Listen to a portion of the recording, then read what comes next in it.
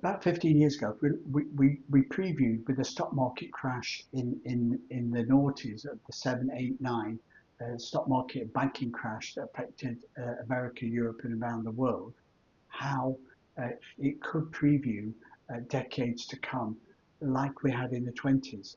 In the 20s, we had a stock market crash, we had generally what was called the depression and the recessions of the 30s, the World War of the 40s, the rebuilding of the 50s, and the prosperity turning back in the 60s, 40 years later.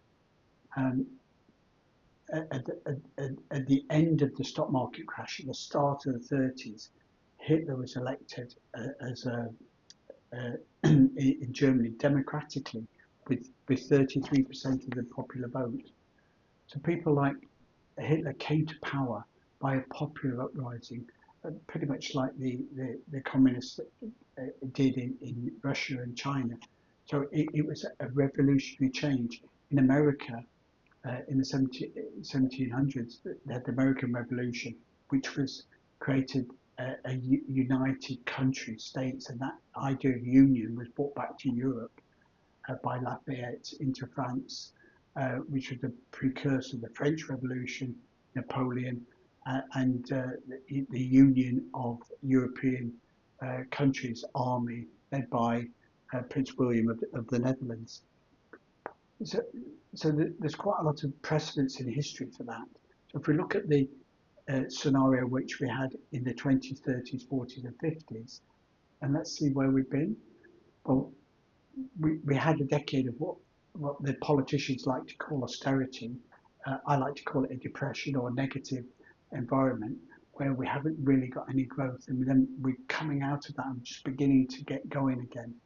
We've also had in the UK a Labour government elected with 34% of the vote that wants to assume an autocratic way of redisciplining and changing the country radically from what has been voted for over the last 10 years. So the democracy is radically under challenge at the moment, and it's moving towards the extremes, whether that's in Georgia, whether that's in America, France, as well as the EU and the UK. All the governments of these different countries, Georgia, they're all changing. It's changing quite radically, and it's changing the makeup of the world. And in effect, we've got a third world war at the moment, where we see potential coups in inverted commas in Korea. We've got warfare that's breaking out in Syria, where the Russians are holding sway against a despot president that's caused this big flood of migrants into Europe over the last few years. We've got Russia, we've got Azerbaijan, we've got Iran, Israel, Gaza, Lebanon, all in conflicts of their own. So, we haven't got a world war, but have we? Have we got um, an online war where cables are being broken, rockets are being fired, missiles are being fired, test fired? Everybody's it's you know who blinks first to create a thing. So we've got those potential scenarios to look forward to. Which way does a country go? Well, this is the decision that people make. In the UK, we see that they've elected a government, and they've got a big decision now. So the UK voted to be out of Europe and to be a free market economy, a democracy, which would see them leaning towards the USA model and global trade. The EU, they've left the EU, but meanwhile the EU is in a lot of trouble because a lot of the governments are going more autocratic. They're going away from the convention of the EU. In fact, the EU elections voted for a majority to swing to the centre right, even though the same centre left politicians have retained some bureaucratic control, which is the civil service of the EU would do. You can say that.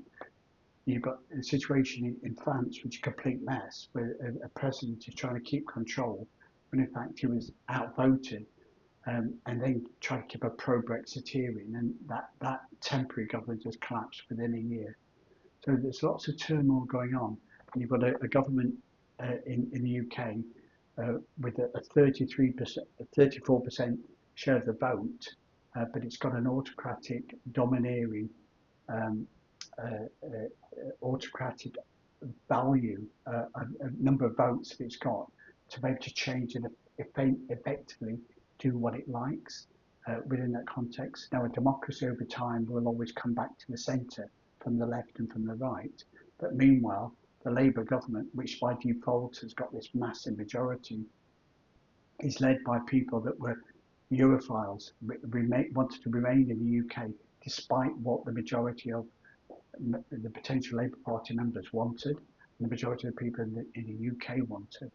And so there's this real one way or the other. So is the UK government going to take it towards the EU by default and estrange itself from the biggest free market economy in the world that would give the potential for the economy to grow forward? Or is it going to remain stuck in a centre-left socialist benefit paying, where already they're aligned to nationalise railways and nationalise government public services and bring them back under government control for that centralised state that the UK saw during the more socialist period of the 20th century. So it's an interesting world going ahead.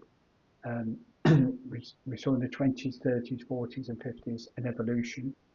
But what do the 20s hold? Will it descend into World War, or will we get a rebuilding and a rebirth and a renewal without having to go through that trauma?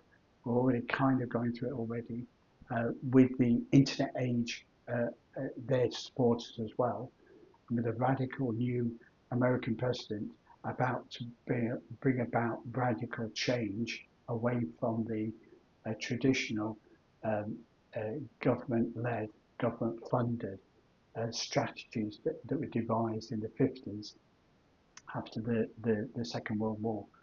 Let's see. Meanwhile, you need to look after your money, look after your residency, and protect your family and business abroad. So for more information and guidance, you can contact us at productpartnership.com.